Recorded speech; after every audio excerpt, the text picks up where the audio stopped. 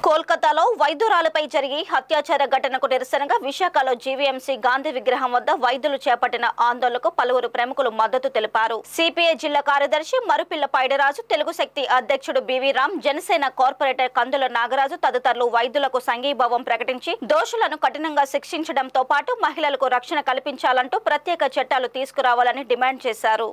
ఈ సందర్భంగా తెలుగు శక్తి అధ్యక్షుడు బివి రామ్, జనసేన కార్పొరేటర్ కందుల నాగరాజు మాట్లాడుతూ దేశంలో మానవత్వం మంటకలిపే సంఘటనలు రోజురోజుకి పెరిగిపోతున్నాయని ఆవేదన వెలుబుచ్చారు. కేంద్ర ప్రభుత్వం స్పందించి దోషులను కఠినంగా శిక్షించి ఇలాంటి ఘటనలు పునరావృతం కాకుండా కఠిన చర్యలు చేపట్టాలని డిమాండ్ చేశారు.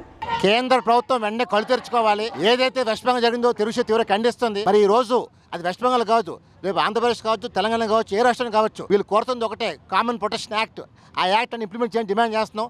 మరి ఈ రోజు భగవంతుడి తర్వాత వైద్యుల్ని కొలుస్తారు ప్రజలు భగవంతుడిగా. మరి అలాంటి వైద్యులకే రక్షణ లేకపోతే ఇవాళ మనం ఏం చేస్తే అడుగుతున్నాం. నిన్న కాక స్వతంత్రం చేస్తున్నాం, 70 స్వతంత్ర భారతదేశంలో ఇంకా స్వతంత్రం రాని మనం చేస్తాను. ముఖ్యంగా మహిళకి గాంధీజీగా చెప్పినట్టు ఎప్పుడైతే మహిళ స్వతంత్రం వస్తుందో ఆ రోజే బాగా స్వతంత్రం వస్తుందని చెప్పారు. అంతే తెలుగు శక్తి తీవ్రంగా ఖండిస్తుంది.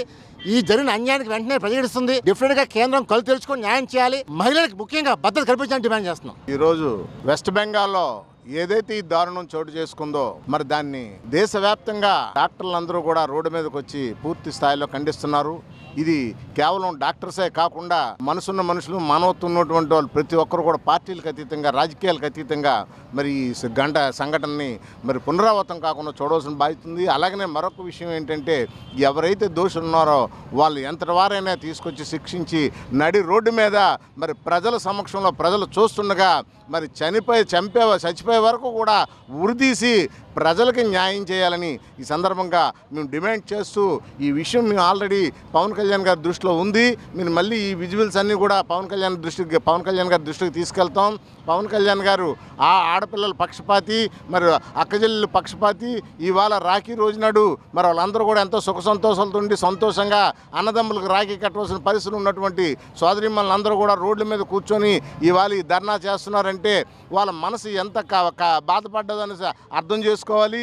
అదేవిధంగా మరి ఏదైతే చట్టం ఉందో అది కేవలం 3 సంవత్సరాల శిక్షకే అది పరిమితమైపోయి 41A సెక్షన్ 41A కింద బెయిల్ తెచ్చుకొని వాళ్ళు స్వేచ్ఛగా తిరుగుతున్నారు.